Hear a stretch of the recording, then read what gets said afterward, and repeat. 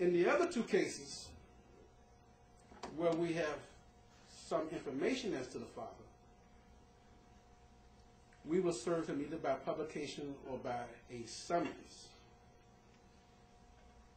Where we are able to acquire personal jurisdiction over the father because he serves personally, I would say 1 out of 5 who we serve will appear in court, even though he knows that the court is proceeding against his or his child.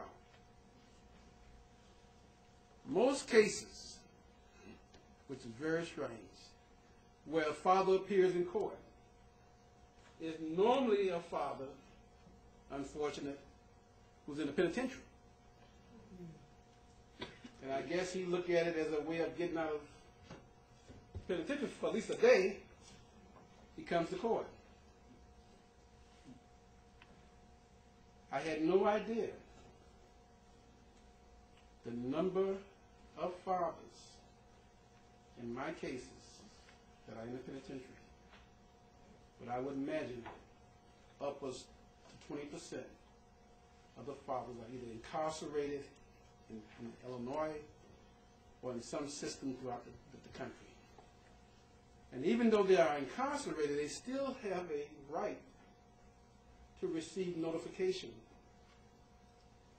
of a case inquiring their child, number one.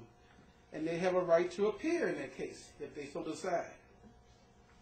So, needless to say, we get quite a few fathers from the penitentiary who comes in, sit there, serve no purpose.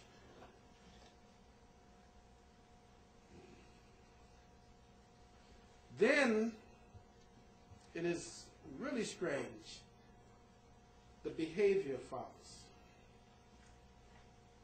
I can say on a weekly basis, I have a kid who appeared before me, and while I'm questioning him, I'll ask him about his mother, I'll ask him about his father, and when's the last time he saw his father? And he'll tell me, well, I saw him this morning. And I will say, you saw him this morning where? And he said, he went outside. I would have my deputies go out and get the father. And when the father come in, I would say to him, why would you allow your child's life to be determined and you not be present? That's when we get to the point of parental alienation. It is unbelievable. The number of fathers who feel they have no contact with their child based on something that a mother or a relative has done. I have mothers who have said to me in open court when I said, the kid was telling me that, well, I know where the father lives, this is his address. And I'll say, issue summons the father. And she said, wait a minute. What are you doing? I said, but before I can proceed with this case, I must give notice to his father so he can come in. So, oh no. I don't want him to have anything to do with this. And I would say, ma'am, he has a legal right to know what's happening with his child. It's amazing how all of a sudden the address has changed. Or all of a sudden he's not the real father. I have situations where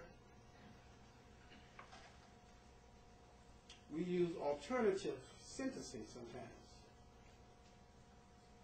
And if a kid is having problems in the community, one of the things that I try to utilize before I sentence a kid to the Department of Correction is maybe a change of environment. And I'll ask, where's the father? And you bring the father in. And the answer is always, bring the father in for what purpose? And I would say, well, if possible, maybe I can give custody to the father to keep from having to send his kid to the penitentiary. And I get that expression, oh no, you're not going to do that.